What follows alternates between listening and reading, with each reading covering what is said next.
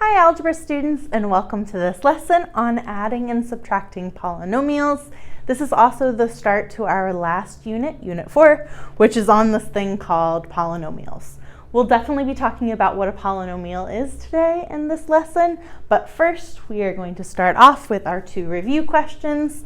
The first question says, write an equation of a line that has a slope of 2 and goes through the point -3, 5. Go ahead and try that now. In order to do this, we want to focus on what we're given. We're asked to write an equation, and we're given the slope of 2 and the point -3, 5. We learned a couple of different formulas in our unit on linear equations that could help you write an equation for this. Because I'm giving a point and a slope, I want to use point-slope form, which is y minus y1 equals m times x minus x1. When I substitute in my information, I get y minus 5 equals my slope, which is 2, times x minus -3. So it needs to say minus -3. Or since we've got two minus signs, you can go ahead and just write +3. The last part is changing this into slope-intercept form. So I would say y minus 5 equals, and then distribute my 2, which would give me 2x plus 6. And then my last step to get y by itself, I'm going to add 5 on both sides, which gives me y equals 2x plus 11. That would be the line that has a slope of 2. I can see it has a slope of 2, and that would go through this point here. The second question, let me erase this a little bit so you can see it. The second question says, evaluate using a equals 4 and b equals -3, and then we're given this expression here. All right, to figure out what it equals, I have to substitute. So I'm going to say a is 4, so it's going to say 4 minus 3 squared minus 4 times b. b is -3, so I'll substitute -3 there.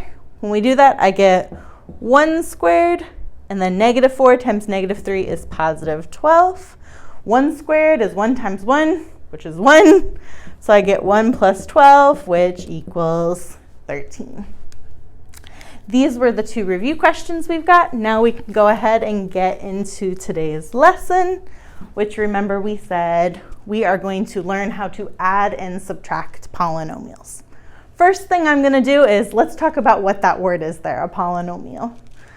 A polynomial is going to be any expression with multiple terms. If you know some like word roots and prefixes, poly here means many. So that's where the multiple or many terms is coming from.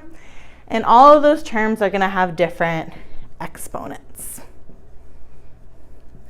Exponents, remember, are those little numbers that things are raised to. So you could have like x squared, squared is an exponent. You could have x cubed, cubed is an exponent. It's those little numbers right here. When you talk about polynomials, polynomials is an umbrella term, meaning it refers to a lot of different types of problems. There are specific words we use for types of polynomials. A monomial, for example, is a polynomial that has only one term. So for example, a monomial could be something like 3y squared. There's only one term there. A binomial, again, here's some prefixes, by the way. Monomial means 1. Bi means 2. So binomials are going to be polynomials with 2 terms. So an example, I'm going to use this. An example could be 3y squared plus 1. Now there's 2 terms there. That would be a binomial. And then the last one we've got, trinomial. Think triangle, tricycle. That means 3. So it's a polynomial with 3 terms. So I could have something like 3y squared minus 4y plus 1. Now there's 3 terms there. That would be an example of a trinomial. I can also call all of these polynomials. They're all still polynomials. But if you're trying to be specific, you can use these words here to describe them instead.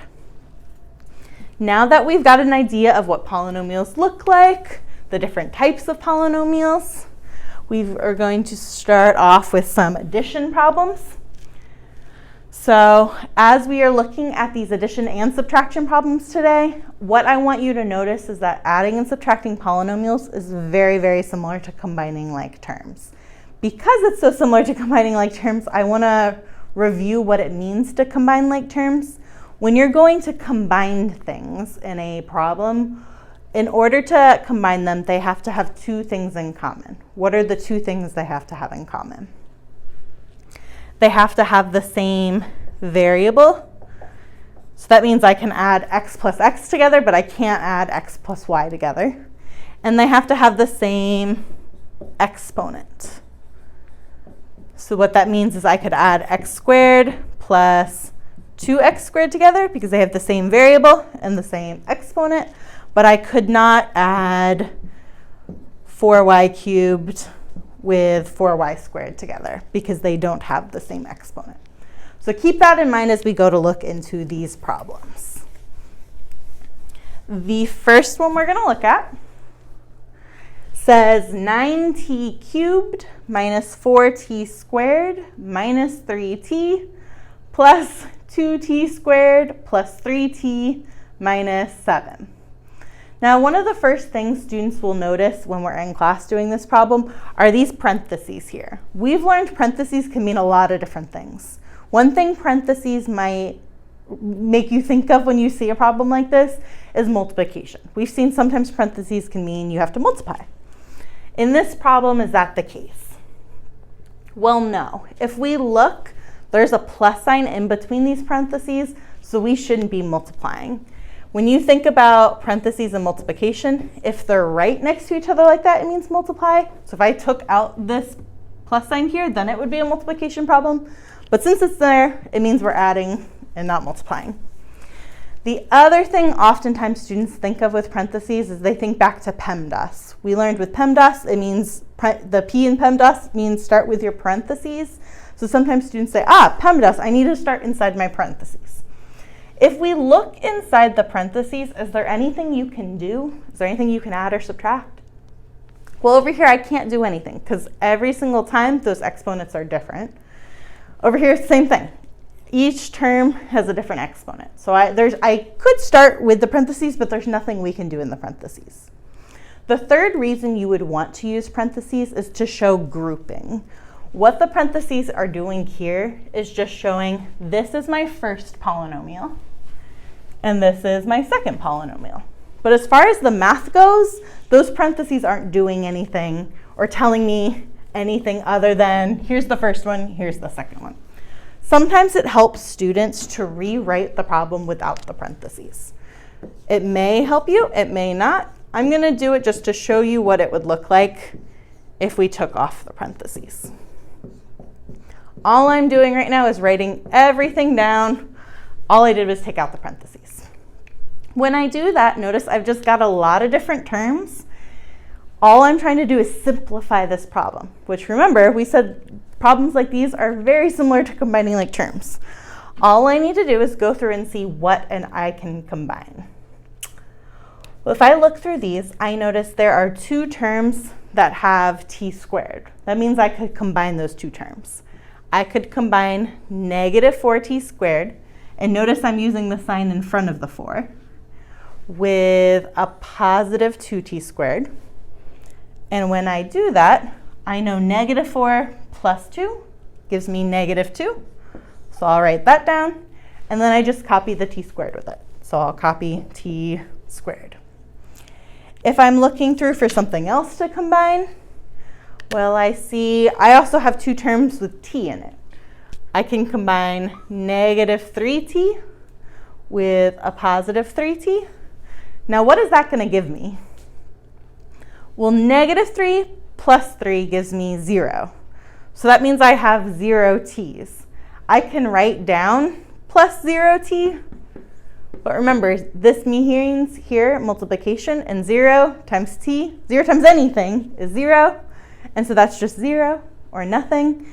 And so it's not going to help me simplify if I write anything down. The word you hear a lot in math is that these two terms here cancel.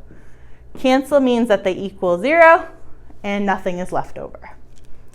If I'm looking through, I see I still haven't used this 9t cubed or the minus 7, but those you can't combine with anything else.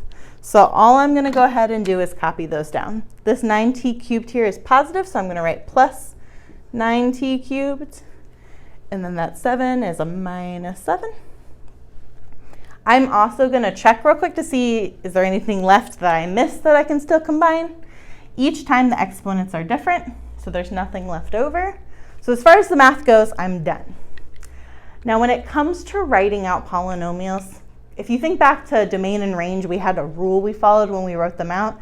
This is similar. When you write out the terms of a polynomial, you want to write them in descending order. The word descend means go down. We're going to do the same thing with our polynomial, specifically looking at the exponents. You want the exponents to go from the biggest exponent to the smallest exponent. So looking here, the one I would want to start with is my t cubed because 3 is the largest exponent. So I'm going to start off with 9t cubed. After that would be my t squared, so I'm going to write minus 2t squared. And then last would be that number. Notice that they also had written these two polynomials in the original problem in descending order. We had the largest exponent and then went smaller. And then for the second polynomial, the largest exponent, and then got smaller. And that's it. It's like a really big combining like terms problem, which is something we learned in pre-algebra. One of the strategies I want to point out for these is when you've got a lot of terms like this, sometimes it helps to box them like I was doing here, and you can even cross them out after you've brought them down. One of the biggest mistakes I see with this lesson, I don't even feel like it's really a math mistake, it's just a silly mistake of students forgetting to copy something down when they start combining. So it might help you to cross them out every single time you use one so that you can look back and say, okay, I finished because I've used every term. This is the answer for this first one. The second question is going to be more of an application question. So I'll erase this and we'll move to that next one. Ooh, this board needs to be cleaned. Okay. The second one I've got says find the perimeter of the triangle below. And we're looking at this beautiful triangle here. Before we tackle this problem, I want to go back to what we have learned about perimeter. What do you know about perimeter? Well, in class, usually I hear two things. The first one I hear is perimeter is the distance around a shape, which is correct. When you're talking about, whoops, not with that marker. Let's try again. When you're talking about a triangle, usually we're measuring things with numbers and not polynomials. So maybe we've got a triangle with like 3, 4, and 5 inches. If I wanted the perimeter of that, that's just describing how far it is around that triangle. The other thing students usually remember about perimeter is to find perimeter, you have to add. If you're trying to figure out how far it is around something, you would want to say, for this problem, well, this side is 3 plus this side, which is 4, plus this side, which is 5, and that would give you that total distance. Now, it's easier when they're numbers, but the idea is the same if you're looking at sides with polynomials. I want to find the perimeter of this triangle.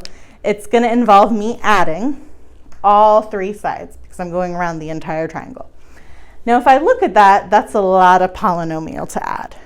One strategy is you can do exactly what we did in that last problem and just write all 3 of these out and then add them together. Another strategy, if that seems like a lot for you, is just add 2 sides at a time. And I think that's going to be what I do. So instead of writing all of this plus all of this plus all of this, I'm just going to pick 2 sides. Doesn't really matter which 2 sides you're going to pick. I think for me, I'm going to choose this side and this side to add first. I'm going to get my answer and then add in this 3rd side here. So I'm going to go ahead and write out my first polynomial is 2x cubed plus 6x squared minus x. And then my second polynomial I've got is x plus 7. So I'm adding in that second side, x plus 7.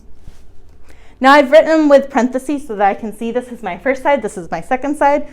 But just like in that last problem, you don't really need those parentheses for the math. So if you wanted to take them off, you could definitely do that. The next thing I want to do is find what I can combine and simplify this expression here. Why don't you try that? Well, in this problem, there's only one thing we can combine. I see I've got this minus x here and this positive x here. What's that going to leave us? Well, similar to that last problem we did, I've got a -1 plus 1. That gives me 0. These here are going to cancel out, which is just going to leave me with that 2x cubed plus 6x squared plus 7. And just like that, I've used all 5 terms. I've added these two sides together. Now let me add in this third side. So I'm going to take this expression and then add in this one. So I've got 2x cubed plus 6x squared plus 7. And I'm adding in the other side. Oh, can I fit it here? Which is 5x cubed minus 3x plus 7. There we go. Why don't you go ahead and see if you can figure out what this equals? Well, in this problem, I'm going to start off by adding my x cubes together. 2x cubed plus 5x cubed gives me 7x cubed. Looking through, I noticed that there's nothing else I can combine my x squared with. I'm going to copy it down next just so that I know my terms will be in descending order. So I'm going to copy down my plus 6x squared. Looking through, next would be this x. I don't see any other x's to combine it with. So I'll just copy it down. And then last, I've got a plus 7 here and a plus 7 here, which would give me 14. And if I look through, I've used every term. So this right here is our final answer. The perimeter is 7x cubed plus 6x squared minus 3x plus 14. Isn't that fun? These were the 2 examples I've got for you all. I'm going to have you try these next 2. One of them is going to use that vocabulary we learned at the beginning, so I hope you wrote it down. Your first question is here. Add those 2 polynomials together. The second question here says, can you think of 2 binomials that when added together don't give you a binomial? Do you remember what binomials are? For this problem here, a binomial is something with 2 terms. So what they're really saying here is, can you think of something that's a binomial, where there's 2 terms here, and then add it to another binomial, but then the answer is not a binomial. So the answer doesn't have 2 terms in it. There's 2 ways students go about this in class when we do it. One way is to put stuff down that does not combine together. So for example, if I said maybe x cubed plus x squared here, that's a binomial because there's 2 terms. But over here, I wrote, let's do x plus 4. That's a binomial because there's 2 terms. When I go to add them together, nothing combines, so I'm not going to have a binomial. I'm going to have 4 terms. It's going to be x cubed plus x squared plus x plus 4. That's not a binomial. So one strategy to this question is figuring out that you can put stuff down that doesn't combine, and it's going to give you more terms. The other strategy students will use for this problem is put stuff down that combines, but that cancels out. So for example, I could say, maybe I'll do x squared plus x here. And then on this side, I'll do x squared minus x here. Again, both of those are binomials because there's 2 terms and 2 terms. But what's going to happen when I go to combine?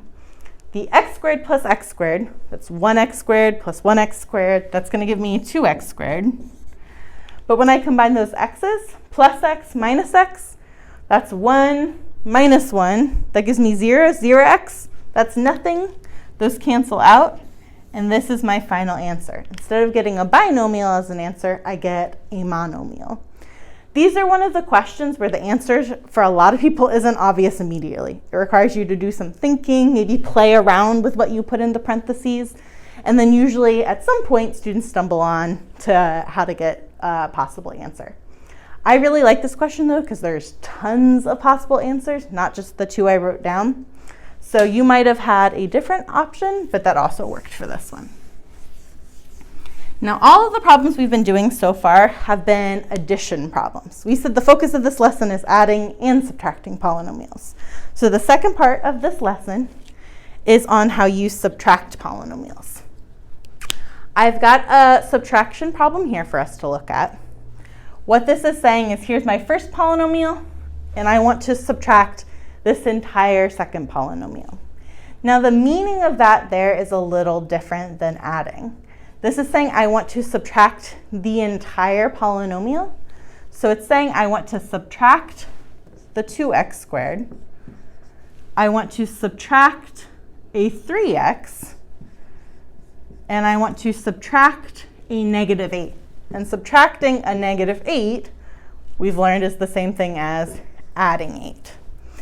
What's really happening right there is you are distributing that negative sign. It might help some people to think of it as a -1, or you can just think of it as a negative sign. But we are distributing that to every term in that second polynomial. This first polynomial is staying the same. There's nothing in front of it. I'm not subtracting the first polynomial. It's just going to stay 3x squared minus 4x plus 7. But notice the second polynomial here, I'm not just copying it down. That's what we were doing in the addition problems. Not doing that here. The second one, all of your signs are going to change. So when it comes to subtracting polynomials, I would say that subtracting polynomials is different. Subtracting polynomials is different because you need to start off by distributing that minus sign. When you distribute the minus sign or the negative sign or however you think of it, it's going to leave you with terms here that have different signs. After that, the rest is the same.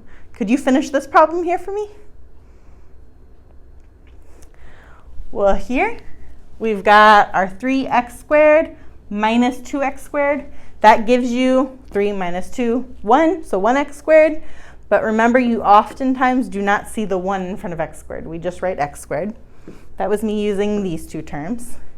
Next is the minus 4x minus 3x, negative 4 minus 3. They're both negative. So I'm going to add and keep that negative sign. So we get negative 7x. That was me using those two. And then the last part, plus 7 plus 8, that just gives me 15. I check and I see it's already in descending order. I'm starting with the largest exponent and then getting smaller. The number or the constant is always last. So that's it. That's my final answer. For this next problem here, what would the first line look like? Not your answer, but what's the first thing you would do in this problem? Well, remember, subtracting polynomials is different. We got to distribute that minus sign. So that first line would say the same first polynomial, but when it comes to the second polynomial, when I distribute that minus sign, I get minus 5b cubed minus b plus 6. After I do that, what would our answer be? Well, to simplify, I would take 4b cubed minus 5b cubed. That would give me 4 minus 5, negative 1, so negative 1b cubed, or we just write negative b cubed. Next, I see there's a b squared, but no other b squareds to combine it with, so I'm just going to copy that down. Next, I see I've got a b, but no other b's to combine it with, so I'm just going to copy that b down. And then last, I've got a minus 6 plus 6. Negative 6 plus 6 is 0, so those two numbers there cancel out, and this is our final answer. The next two here are practice problems for you to try. I'll clean up the board. Okay. This first one here says 6k squared plus 2k minus 5 minus k squared minus 6. And then the second question is similar to the last practice ones, where the second one was a little more fun, made you think a little bit. The second one says find the missing term to make the equation true.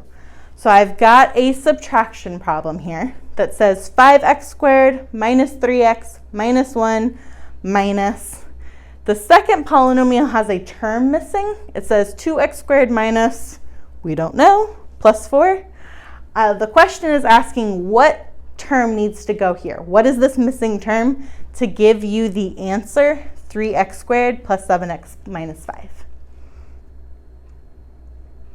For this one, you kind of have to think backwards. If I start checking it, the first thing I would do is I would want to distribute out that minus sign. So this right here is really saying we would take minus 2x squared. If I'm subtracting that missing term, there's a minus sign here. So really what's going to happen is I end up adding that missing term and then subtracting my 4. I would probably look at this instead of the original problem, although you don't have to do that. And then when I go through, I would say, okay, well, 5x squared minus 2x squared gives me this one. So those are good. The minus 3x, there's nothing to combine it with, but it's supposed to be a positive 7x. That tells me this term here must have an x. And then if I finish checking, I've got minus 1, minus 4, gives me negative 5. So it's telling me this term here, I must be combining it with that negative 3x to get a positive 7x somehow. You might have to play around a little bit. Lots of times in class, I'll see 4x, but the problem with 4x is negative 3x plus 4x isn't going to give you a positive 7x. That's giving you positive 1. We're going to end up needing a positive 10 there. Negative 3 plus 10 gives you a positive 7. That tells me this missing term right here was 10x. If I did the problem again with that 10x there, the first thing I would do is say minus times minus gives me a positive 10x. And then when I combine, I get this answer. There's one last part to this lesson. This last part is looking at some of these error analysis problems. We've done these throughout this entire class, but I really wanted to spend the last part of this lesson focusing on what a strong answer for one of these looks like. In the example we're going to do together, we've got Paola completed the problem below. Is she correct? Explain why or why not. I see this is the problem she was completing, and then this right here is her work. Sometimes it helps students go ahead, do the problem yourself. Don't look at her work because her mistake might be really convincing. So don't look at her work just yet. Why don't we do the problem first so that we have our work in front of us and then we can compare. So don't worry about her work yet. Go ahead and just try the problem yourself. Well, if we try the problem, I've got 3x squared plus 2x if I could copy the problem, minus 4 minus 2x squared minus 3x. Oh no, can it fit? Minus 4. This is similar to the ones we were just doing. It's a subtraction problem, which means the first thing I want to do is distribute that minus sign through. This polynomial here is going to stay the same. But my second polynomial, when I distribute, is going to say minus 2x squared minus 3x, which is positive 3x, and then minus 4, which is positive 4. So I get that there. I'm not looking at her work yet. I'm just going to do the whole thing myself and see how they compare. Looking here, the next thing I would want to do, combine. 3x squared minus 2x squared gives me x squared. 2x plus 3x gives me 5x. And then negative 4 plus 4 gives me 0. They cancel. So this right here is my final answer. Now I'm finally going to take a look at her work, and I noticed we got different answers. So we didn't do the same thing. Having my work here helps me because I can look at my work and compare it to her work and see where we might have done something differently. Now, just because you did something differently doesn't mean necessarily it's wrong. So you still want to make sure you're thinking through and saying, okay, did we just approach this problem differently? Or is she doing something mathematically that is not correct to do? So looking here, the first thing we did, remember, was we distributed that minus sign. So I got minus 2x squared plus 3x plus 4. If I look over at her work, I see she's got minus 2x squared minus 3x minus 4. The signs are different. Well, the signs are different. Those are different numbers. Those are different terms. That is mathematically not correct. So I feel like I figured out the mistake here. It's with that second polynomial.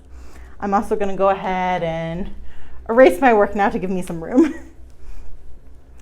Why do I think she's got this here? Sometimes students say, like, well, I don't know what she did, but she's got this. Try to figure out if you can get in her head. What did she do? What do you think happened? Well, my guess is she forgot to distribute that minus sign and just copied stuff down, similar to what we did with the addition problems. So when I go to say my answer to this question, it's is she correct? Explain why or why not. The first question there is she correct? So I'm going to say she is not correct. Now, sometimes people say she's not correct. The answer is this.